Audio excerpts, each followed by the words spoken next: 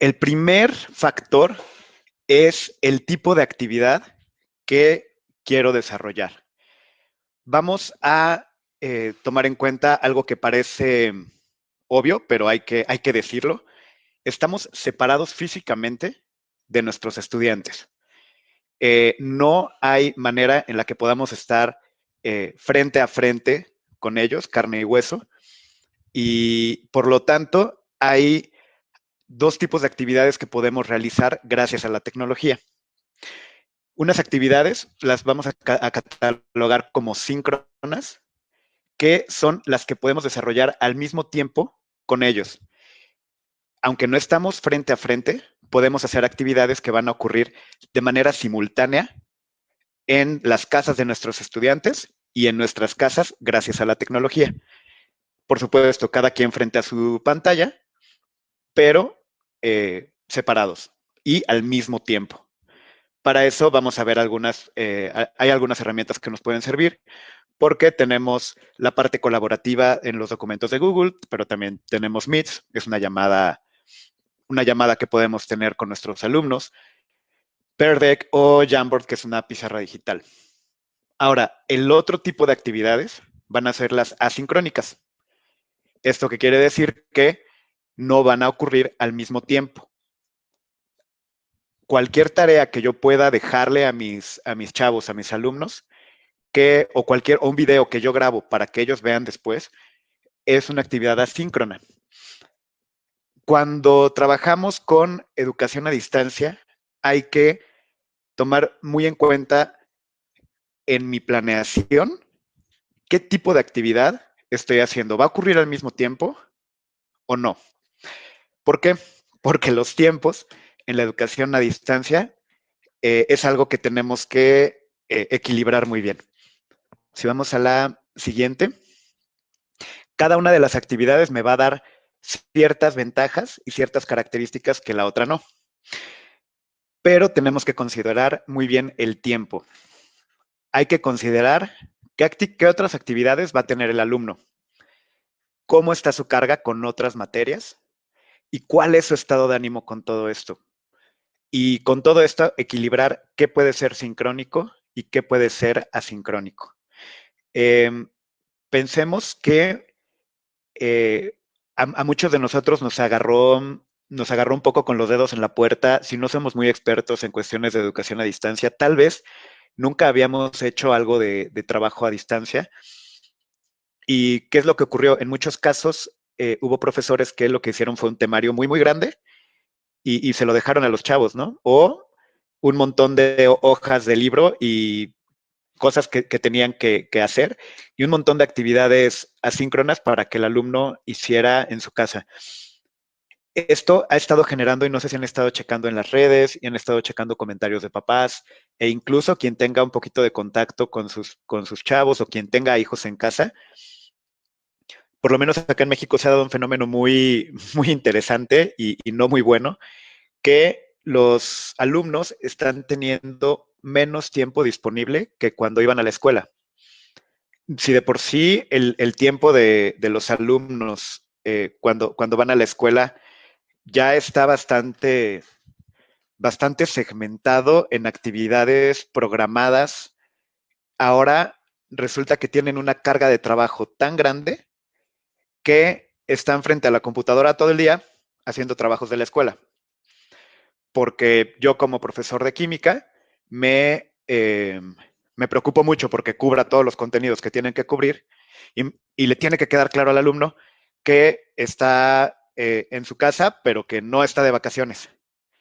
Y el resultado muchas veces con eso está siendo una carga excesiva de trabajo, porque además yo como profesor de química no platico con el de español, que probablemente hizo lo mismo. Entonces, de pronto tenemos temarios muy largos, tenemos un montón de ejercicios y chicos ocupados todo el tiempo. ¿Y eso qué nos genera? Pues también bastante estrés. El estado de ánimo de los chavos es importantísimo. ¿Por qué? Digo, todo este asunto del aislamiento social y del COVID-19 nos ha llevado a pues modificar prácticamente todos los aspectos de nuestras vidas. Y pues las vidas de nuestros estudiantes también están teniendo cambios. Hay estrés, incluso puede haber ansiedad. Y eso tenemos que tomarlo en cuenta para planear nuestras clases. No podemos dejar que el mundo sea como que algo distinto a lo que yo también tengo que trabajar con ellos. Entonces, hay que estar viendo cuál es el estado de ánimo de nuestros estudiantes en todo esto. Y ojo, porque de pronto se puede malinterpretar esto. En ningún momento se trata de restarle importancia al trabajo académico o al trabajo escolar o al trabajo de mi materia. O sea, no es restarle importancia, pero sí es más bien darle importancia a nuestros estudiantes y cuál es la disposición que tienen.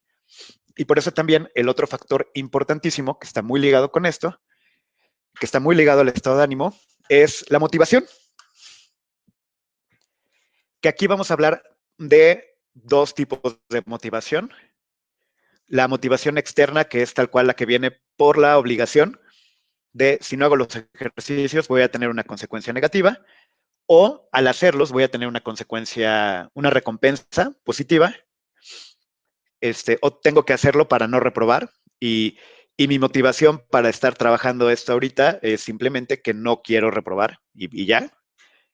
Y también está la motivación interna, que es la que viene, por ejemplo, de quiero hacer algo que me hace sentir orgulloso de que lo terminé. O realmente tengo curiosidad de saber o de qué forma termina esto, o quiero saber cómo se resuelve esto, por lo tanto, estoy motivado a seguir trabajando en ello. No digo que una sea necesariamente mejor que la otra, pero cuando trabajamos educación a distancia, nuestros alumnos están en sus casas, están, pues sí, aislados del entorno escolar, eh, y la motivación externa es mucho más difícil de llevar. Eh, Muchas veces, por ejemplo, van a la escuela y a veces lo que los motiva, y perdón que lo diga, pero probablemente no sea mi clase de matemáticas. Probablemente lo que lo motivó a ir a la escuela es ver a sus amigos, ver a la chica, al chico que le gusta. Y esa es una motivación interna para estar en el salón de clases. Cuando están trabajando o cuando están solos en sus casas, no tienen todas esas motivaciones internas para el trabajo escolar y, y nos toca trabajar pues más fuertemente en cómo generar este tipo de motivación que no depende tanto de como decimos coloquialmente, del el palo y la zanahoria, ¿no? Como la recompensa o el castigo, sino algo que realmente en lo que puedan involucrarse activamente para su propio aprendizaje. Y sí, que nos lleve a cumplir un temario. Y en ese sentido, con esos factores, es que queremos platicarles algunas buenas prácticas, tomando en cuenta todos esos factores que retomando son el tipo de actividades que pueden ser sincrónicas, asincrónicas, y la motivación, el tipo de motivación que puede estar trabajando con ellos, y tomar en cuenta las diferentes cargas de trabajo y lograr un equilibrio en lo que tienen que hacer los chicos desde su casa para realmente lograr un aprendizaje. Y vamos a comenzar ahorita con algunos pequeños tips, algunos consejos, ninguno escrito sobre piedra, pero todos son buenas prácticas que nos van a poder ayudar a llevar una buena clase a distancia. Gracias, Chema. Pues sí, tal como lo menciona Chema, la base tiene que ser la motivación, tiene que ser que nosotros contemplemos cuál es la carga de los alumnos.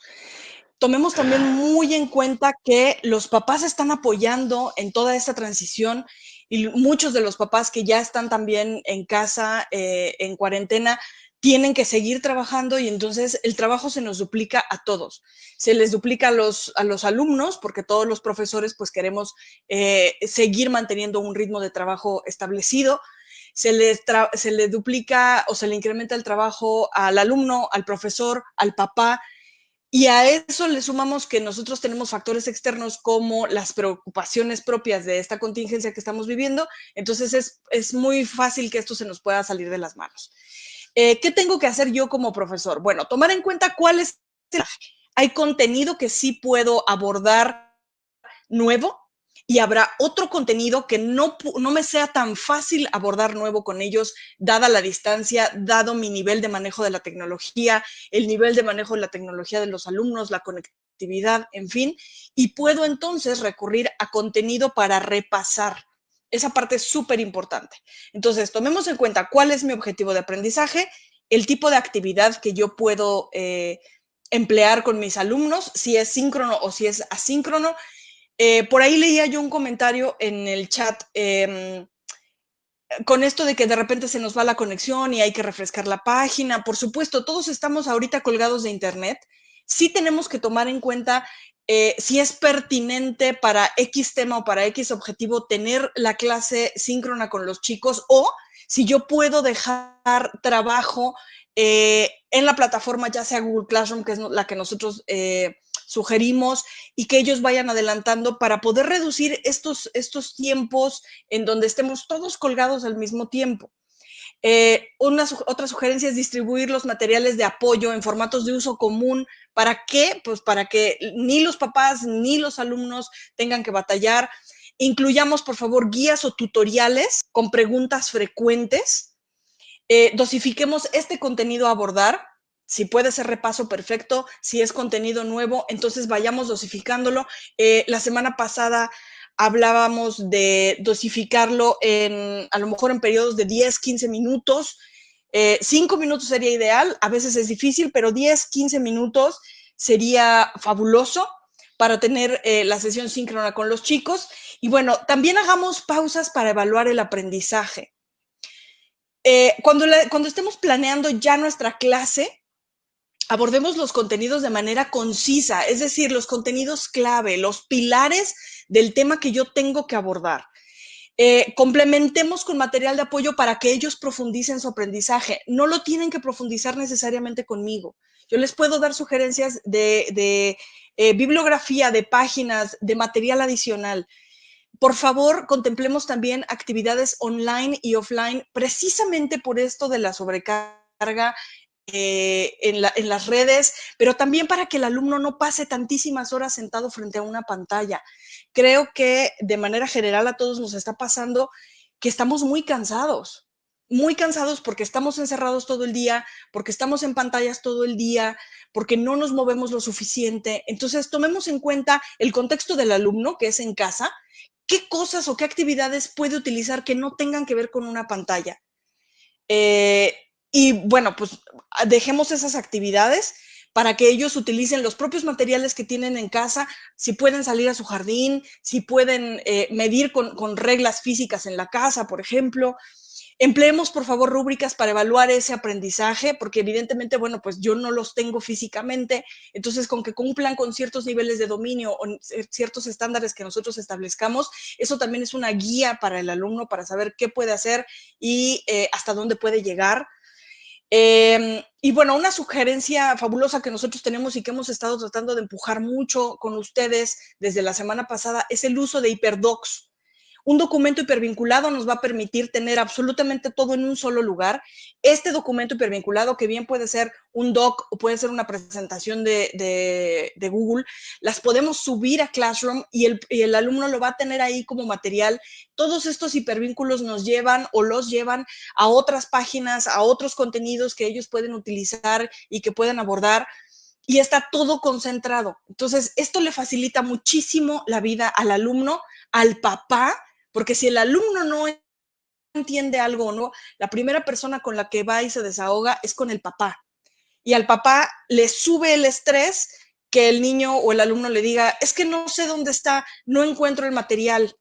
Y si el papá tampoco es tan ducho para resolver el problema tecnológico, el nivel de estrés se nos va a los cielos.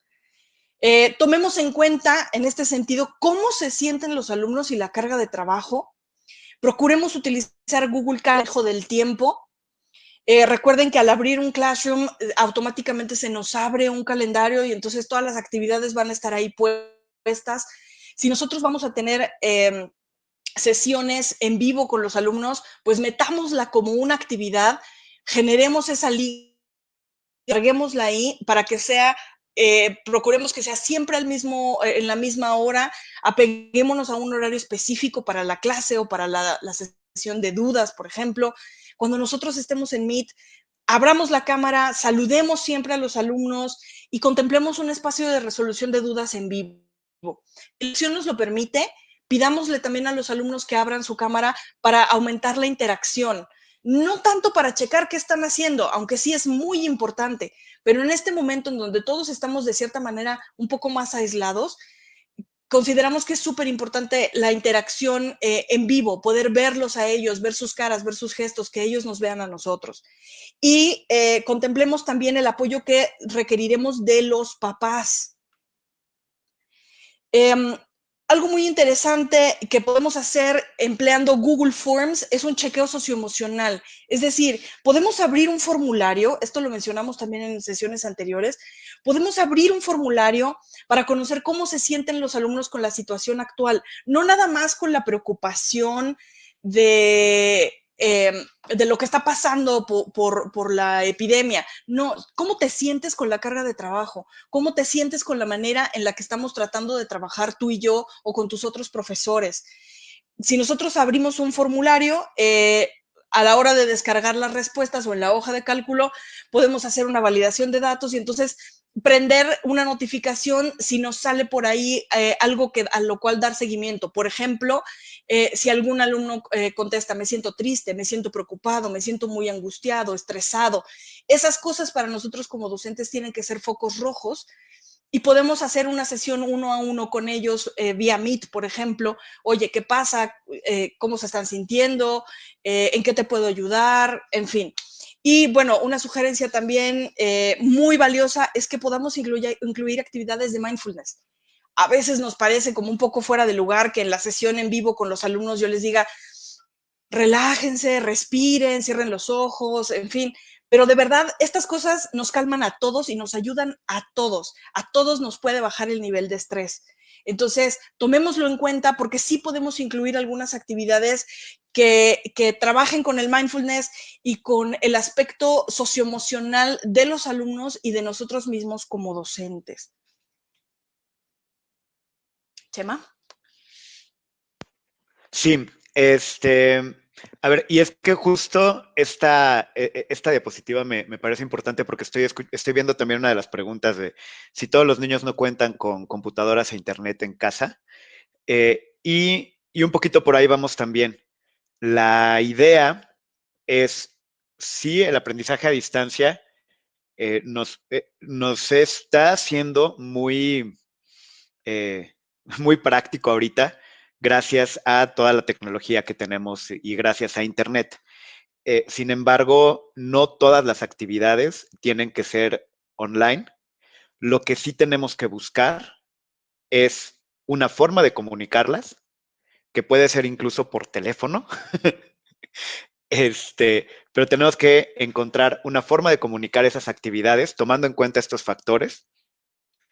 Y algo muy importante, que es justo lo que vamos ahorita, es en que sean, perdón por el pleonasmo, pero que lo que pongamos sean actividades activas. ¿Qué quiere decir esto? Que no solo sean el alumno recibiendo información. Esta parte del engagement también aplica en la educación a distancia. Y para eso quisiera retomar este par de frases de Seymour Papert, que pues es un ingeniero del MIT, pero también es pues prácticamente de los papás del construccionismo y de la robótica educativa y de un montón de cosas que trabajamos también con Lego Education y con otras cosas, pero eh, esta frase a mí me encanta, de los niños aprenden mejor cuando están activamente involucrados en construir algo que tenga un significado personal, ya sea un poema, un robot, un castillo de arena o hasta un programa de computadora. ¿Cómo podemos llevar esto a la educación a distancia?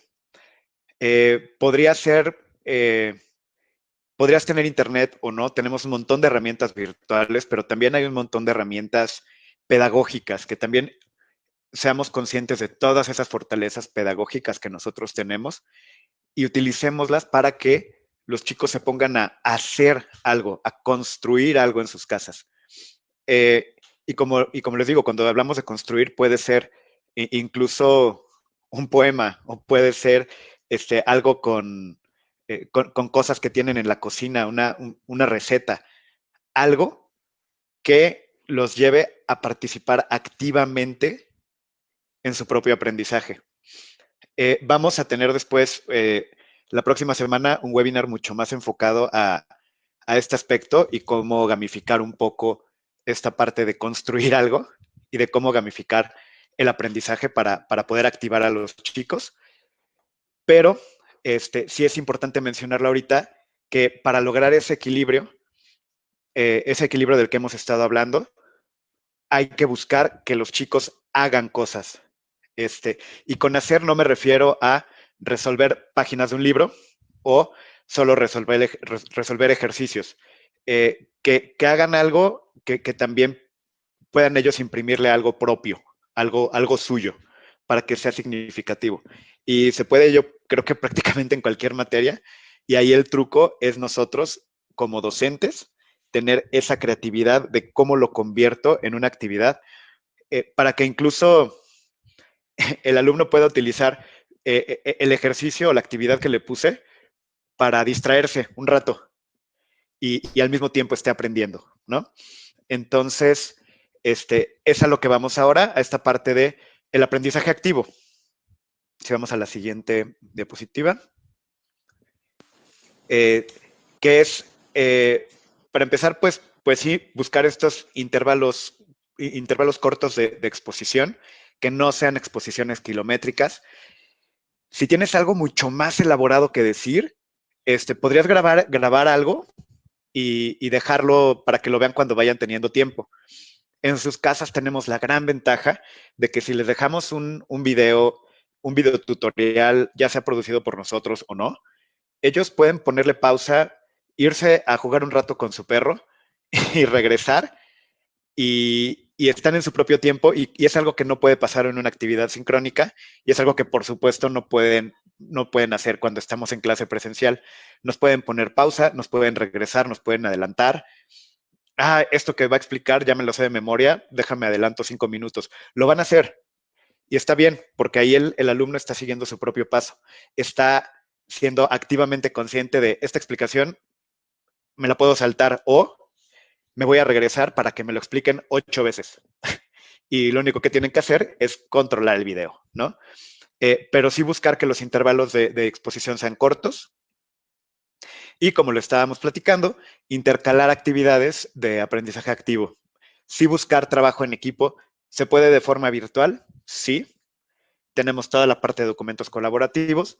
Hay varias funciones que pueden estar trabajando ellos y trabajarlo en equipo, aunque sea a distancia. Resolución de problemas. Híjole, aquí no puedo poner suficiente énfasis en la importancia de problematizar a los chicos. A veces una buena pregunta, una pregunta adecuada, puede disparar toda una secuencia de aprendizaje que nosotros podemos modelar en las instrucciones, en nuestro diseño instruccional, pero que incluso puede rebasar nuestras propias expectativas de lo que va a lograr el alumno con una buena pregunta. Ejemplo, no es lo mismo decirle a un alumno, investiga qué es la erosión, a decirle, oye, ¿por qué hay arena en la playa, pero también en el desierto? Al estar buscando por qué hay arena tanto en la playa como en el desierto, se va a topar con el concepto de erosión. Pero es una forma distinta de generar el enfoque y de motivar a que busquen la respuesta. También la otra parte, generar discusiones grupales. Sabemos que a los alumnos, pues sí les interesa lo que les decimos nosotros como docentes, ojalá, pero también quieren escucharse entre ellos y a veces la evaluación de mi propia idea al tener una retroalimentación de un par es mucho más valiosa probablemente que la de un experto, por el nivel de escucha que tenemos. Entonces, es importante también que estemos también poniendo las famosas puestas en común, poniendo en común lo que estamos logrando, lo que estamos trabajando, y que, por ejemplo, si vamos a hacer un ejercicio, si vamos a construir algo, como decíamos hace rato, puede ser un poema, puede ser una receta de galletas, que, o algo, prácticamente lo que sea, una receta de prepara un sándwich y con eso vamos a ver, no sé, clasificación y conjuntos o vamos a contar cosas, pero que compartan una foto de su emparedado, de su sándwich y que puedan, eh, y que puedan tener una retroalimentación de los demás. Y pues bien, esta otra parte también, ¿no? La reflexión. La reflexión, eh, hay niveles donde podemos trabajarlo de algún modo, con foros y en texto, pero hay formas en las que podemos tener esa discusión grupal y esa reflexión, incluso en video, con herramientas que vamos a ver un poquito más adelante, como Flipgrid, o puede ser en audio. Pueden ellos grabar sus propias reflexiones, y ponerlo en común y tener como el conjunto, que eso también termina siendo un insumo importante para el resto de la clase. Exacto. Aquí tenemos algunas sugerencias precisamente para trabajar estas actividades, fomentar aprendizaje activo. No son las únicas. La oferta de apps y de plataformas es inmensa. Nos estamos centrando solo en algunas para darles algunos tips muy puntuales. Flipgrid es una excelente herramienta, es una plataforma de aprendizaje social en donde yo como profesor, bueno, se basa en videos. Yo como profesor puedo grabar un video corto para darles información a mis, digamos, como un salón virtual, y voy teniendo interacción con mis alumnos para promover discusión grupal. Les sugerimos muchísimo que la prueben. No se preocupen, vemos por ahí muchos comentarios en el chat de si vamos a compartir la presentación. Sí, les vamos a dar este material. En un momentito más, Erika, hacia el final de la sesión, les va a explicar cómo se los haremos llegar. Y este material va a venir hipervinculado para que directamente piquen ustedes sobre el icono y los redireccione para que puedan ustedes ir viendo todas las aplicaciones. ¿Qué otra cosa podemos hacer? Estamos haciendo énfasis, utilicemos Google Docs y Google Slides para promover participación y colaboración. Hagamos los hiperdocs para concentrar la información, para que el alumno con un solo hiperdoc que nosotros trabajemos y pongamos varios enlaces a distintos materiales, eso nos da para que el alumno se entretenga trabajando un muy buen rato en algún proyecto o en alguna actividad en específico. Entonces, no es necesario que nosotros estemos llenando Classroom con material. A lo mejor si todo lo compilamos en un documento o en una presentación con ligas externas, con eso tenemos más que suficiente. Pear Deck. Pear Deck es un complemento que corre en slides, es decir, en las presentaciones de Google, y nos permite hacer presentaciones interactivas. Nosotros les sugerimos evidentemente utilizarlo de manera sincrónica con los alumnos. Cuando estemos teniendo una sesión, una videollamada, como ahorita, por ejemplo, que estamos haciendo una transmisión, nosotros les damos a ellos un código, entran a una página, meten ese código y tienen acceso a la presentación tal como yo como profesor la voy pasando. Previo a esto, cuando yo corro el complemento dentro de Slides, me da la oportunidad de meter plantillas dentro de la propia presentación para recabar información. Por ejemplo, una plantilla para un chequeo de estado de ánimo que trae caritas. Otra plantilla para promover participación. Oye, anota aquí tus ideas. Entonces, cada uno va anotando de manera personal y a mí como profesor me llega toda esa información y puedo retomar los comentarios con ellos y presentárselos. Entonces, es una herramienta súper buena. Otras les sugerimos, bueno, si yo necesito capturar mi pantalla o grabar tutoriales, dos herramientas buenísimas son Loom y Screencastify. Recuerden que lo que yo haga y lo que yo grabe, lo puedo guardar directamente en Drive y puedo compartirlo por Classroom con la liga, puedo poner el hipervínculo en un hiperdoc, por ejemplo, y este contenido que yo ya grabé me sirve para utilizarlo muchísimas veces más porque ya está almacenado. Es súper fácil de utilizar cualquiera de los dos, es súper fácil. no van a tener ningún problema. Si quiero gamificar un poquito la parte de evaluación, por ejemplo, puedo utilizar Quizzes, que es evaluación con gamificación. Esta evaluación es distinta a Kahoot. Kahoot muchos lo utilizamos con los chicos en el salón de clases en vivo, en físico, porque les gusta muchísimo. Pero bueno, aquí no podemos muchas veces hacerlo así, entonces no pasa nada, por la distancia. Lo que podemos hacer es cambiar la herramienta, irnos a Quizzes. Quizzes nos permite que el alumno vaya respondiendo a su propio ritmo. Y bueno, al final le permite al alumno hacer flashcards para repasar la información. Entonces está también súper interesante. Quizzes es gratuita y será gratuita siempre también. Y es una excelente sugerencia. Otra es Geniali. Geniali me permite hacer presentaciones, videopresentaciones, infografías, hacerles guías. Tiene también un apartado para gamificación y experiencias de aprendizaje. La verdad es que está súper completa, es de paga, pero podemos acceder a muchos templates y a muchas cosas que nosotros podemos hacer para trabajar el contenido o darles el contenido a los chicos de una manera distinta, ¿vale? Entonces, son algunas de las sugerencias que nosotros tenemos. Hay muchísimas más. Vamos a procurar generar más contenido así focalizado para ustedes, para que tengan más ideas, más herramientas y vayan ampliando su conocimiento, porque la verdad es que opciones hay muchísimas. ¿Cómo podemos optimizar, por último, el tiempo sincrónico de mis sesiones? Bueno, usemos Google Meet. Esa es la herramienta que nosotros les estamos sugiriendo a ustedes. Graben estas sesiones o graben sesiones previas, tanto con Loom, con Screencastify, en el propio Meet. Yo puedo grabar la sesión solito, hablando, ya la tengo grabada y esas se las comparto a los chicos para que puedan checar el material previo a nuestra sesión sincrónica y hagamos énfasis en los aspectos clave.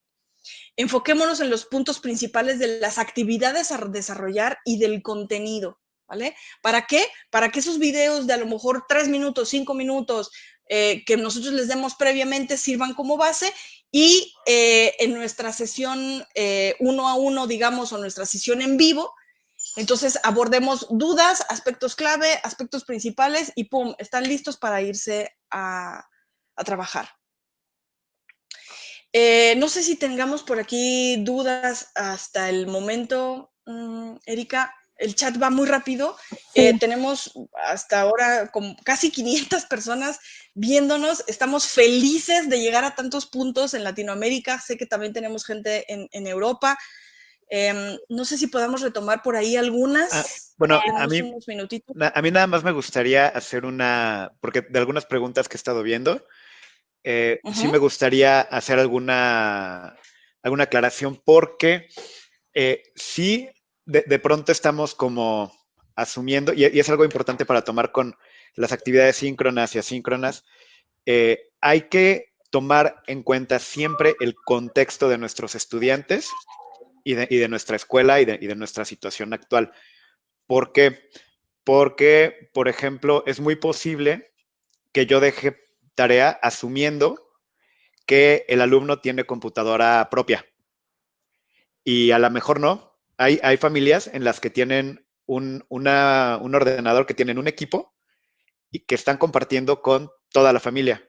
Y que sean 2 hermanos y que tienen los 2 la misma tarea y aparte los papás tienen que trabajar desde casa. Entonces, a veces también no todas las familias tienen el mismo equipamiento. Hay casas donde no hay, o hay familias que no tienen internet. Para todo eso hay que tomar en cuenta y así que sería como un paso previo a la planeación y a estos pasos que hemos estado platicando, hacer una revisión de, a ver, ¿cuál es el contexto de mi comunidad? ¿Cuál es el contexto de mis estudiantes? Y hacer ahora sí que mi lista de recursos. Ok, no hay forma de que todos puedan conectarse. Ok, ¿qué sí tienen? Ok, tal vez tienen teléfono. Podríamos generar unas buenas estrategias de aprendizaje a distancia con una llamada o de qué forma podemos hacerle llegar las instrucciones de qué es lo que vamos a estar trabajando para que puedan cumplir con los objetivos de aprendizaje. Pero de nuevo, siempre tomando en cuenta cuáles son los recursos que tengo y a partir de mis objetivos de aprendizaje y del análisis del contexto, pues sí generar estas estrategias. Mucho de lo que les estamos compartiendo, por supuesto que son estrategias tomando en cuenta un buen equipamiento y que tenemos pues más o menos acceso a Internet, aunque no sea el mejor ahorita por la situación que estamos viviendo, pero sí, sí tomar en cuenta siempre eso, porque si no, pues cualquier estrategia que hagamos que no tome en cuenta el contexto de nuestros estudiantes, pues va a ser fallida, ¿no? Así es. Exacto. Sí, veo por ahí, perdón, Erika, veo por ahí que hay varias dudas de qué son hiperdocs. Bueno, son documentos hipervinculados, es decir, en un procesador de textos o en las presentaciones de Google, nosotros incluimos hipervínculos, es decir, enlaces a otras páginas, a otros contenidos, y eso es lo que nosotros le damos al alumno. Es como si les diéramos una hoja de trabajo, por así decir. Yo aquí en pantalla estoy poniendo un ejemplito que encontré ahí rápido. Creo que se puede hacer en el formato o organizando los enlaces de la manera que ustedes quieran, pero se ve más o menos así. Se le dan tareas al alumno, pero cada tarea va hipervinculada a los recursos a los que tiene que acceder para poder completar sus tareas, ¿no? Exacto, sí.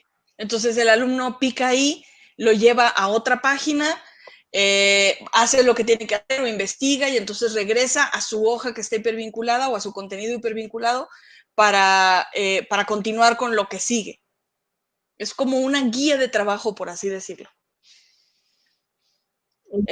Para todos los que tienen dudas de cómo hacer un Meet, cómo hacer documentos, por ahí ha estado pasando nuestra playlist, la liga de nuestra playlist, y también se las hemos puesto en el chat. La semana pasada tuvimos, si no me equivoco, 10 webinars en donde tratamos de todo, desde los primeros pasos, cómo crear Classroom, cómo usar Classroom con Meet, en fin, la colaboración, todo. Vamos a estar sacando contenido nuevo, por supuesto, para ustedes, pero si necesitan referirse a estos temas, bueno, ya los abordamos desde la semana pasada. Sí. Sí.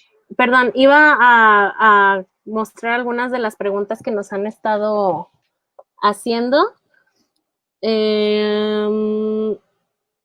Nos preguntan de manera anónima, ¿para niños de primer año es recomendable las actividades sincrónicas? Sí. Vamos a necesitar trabajo y apoyo de papás. Eso es innegable. Entonces, sí podemos tener actividades sincrónicas con los niños. ¿Por qué? Porque lo importante es que yo pueda tener abierta mi cámara, que el niño me vea, que el niño me pueda hacer preguntas de lo que se tiene que hacer y también el papá, porque muchas veces es el papá el que se queda con las dudas. Entonces, podemos tener esas sesiones con ellos en donde ellos me ven, ellos me hacen preguntas, doy las instrucciones, me centro en los puntos clave de las actividades que se tienen que hacer y puedo colaborar a lo mejor en un documento o puedo utilizar Jamboard como una pizarra digital interactiva, pero que sean actividades, eso sí, con los chiquitos muy cortas, porque su spam de atención pues es más corto que el de los adultos y que el de los chicos a lo mejor adolescentes o de primaria alta, entonces tiene que ser algo bien focalizado y muy cortito y muy conciso. Así es. Veo que hay muchas preguntas sobre cómo utilizar las herramientas. Ay, explíquenme por favor cómo hacer una rúbrica o explíquenme cómo hacer un Meet. Les recordamos que todo eso ya está en nuestro canal. Fue parte del contenido que vimos la semana pasada cuando todo esto de la contingencia estaba como que apenas comenzando. Entonces, entren a nuestro canal de YouTube, ahí van a encontrar todos los videos. De hecho, les dijimos el paso a paso de cómo comenzar a implementar educación a distancia en sus instituciones y también les proporcionamos la lista de herramientas y el tutorial de paso a paso para empezar a utilizarlas. Entonces, dense una vuelta por ahí y van a encontrar el material que necesitan. También tenemos otra pregunta Bueno, nos estaban preguntando, vi por ahí en el chat, que si estas herramientas tenían un costo o cómo les ayudábamos. Nosotros ahorita, precisamente por esto de la contingencia, les estamos ayudando a hacer el despliegue de G Suite para sus colegios de manera gratuita. Es parte de nuestro granito de arena que queremos aportar, ¿no? Para ayudarles a que continúen con sus actividades en línea. Entonces, ahí en la pantalla está nuestro correo de mexico@yeducando.com. Aunque sean de otros países, ustedes nos pueden escribir ahí y los canalizamos con el equipo de Yeducando de nuestras demás filiales. Pueden escribirnos y nosotros les apoyamos. También tenemos este sitio que se ha construido desde nuestra casa matriz en España en un esfuerzo en tiempo récord. La verdad es que hay que reconocer muchísimo a todo el equipo global de Yeducando. El sitio es educacionadistancia.yeducando.com. Aquí ustedes van a poder encontrar muchísimos recursos de los que ya hemos abordado. El equipo de España también ha tenido muchos webinars desde la semana pasada. Están también todos los webinars que nosotros desde México hemos generado. Hemos tenido mucho impacto en México y en América Latina y eso nos da muchísimo gusto. Y hay un apartado también en donde dice, bueno, quiero G Suite o tengo G Suite, no tengo G Suite. Ustedes dan clic, nos regalan sus datos y automáticamente esa información nos llega a nosotros. Nos podemos poner en contacto con ustedes para ayudarlos, como bien dice Erika, en el despliegue de G Suite, porque quiero reiterar que es súper importante que si nosotros estamos trabajando con los chicos, no utilicemos cuentas personales. Es decir, no utilicemos cuentas @gmail.com, porque en México eso es penado o va contra la ley de protección de datos. Entonces, lo ideal es poder trabajar con un dominio educativo. Si no tienes tu dominio educativo, nosotros te ayudamos. Bueno, para cerrar, no sé si, perdón, te interrumpí, Erika, no sé si ibas a decir algo. Bueno, también parte de algunas preguntas extra es qué herramientas recomendamos para alumnos sordos. Yo solo quería comentar para esta pregunta que Google for Education constantemente está sacando funcionalidades de accesibilidad para alumnos con discapacidad. Entonces, por ejemplo, en Slides tenemos una función de subtítulos que por el momento se encuentra en versión beta en inglés, pero pues hay planes de que en el futuro también salga en español y más, ¿verdad, Lau? Exacto. Sí, tenemos la función de subtítulos y es algo que nos puede ayudar muchísimo. Si la persona que nos preguntó, si tienes alguna duda en específico, con muchísimo gusto contáctanos y podemos tener una sesión para ayudarte y saber exactamente qué es lo que tú necesitas y apoyarte para que puedas utilizar estas herramientas de manera específica con alumnos que tengan alguna discapacidad. Otro punto importante y que está en pantalla es que Google ha sacado también un sitio que se llama Enseña desde casa. La liga está abajo, es g.co/Teach from Home. Y bueno, esto es un centro temporal, pero es un centro online que tiene muchos recursos específicamente para el uso de las aplicaciones de G Suite, de cómo puedo empezar. No tengo idea de cómo utilizar las herramientas, ¿para qué me puede servir esto? Vi un icono por ahí en mi pantalla o en mi waffle, pero no sé qué hacer. Entonces, aquí les estoy compartiendo la pantalla del sitio que se llama Enseña desde casa. Tiene muchos recursos muy interesantes. Aquí, por ejemplo, viene la guía de, bueno, empieza una clase, preguntas en directo, viene el tutorial, viene así los tutoriales y todo desglosado para cada una de las herramientas, cómo activarlos, esta parte que abordamos de esta pregunta que nos están haciendo, el dictado por voz, en fin,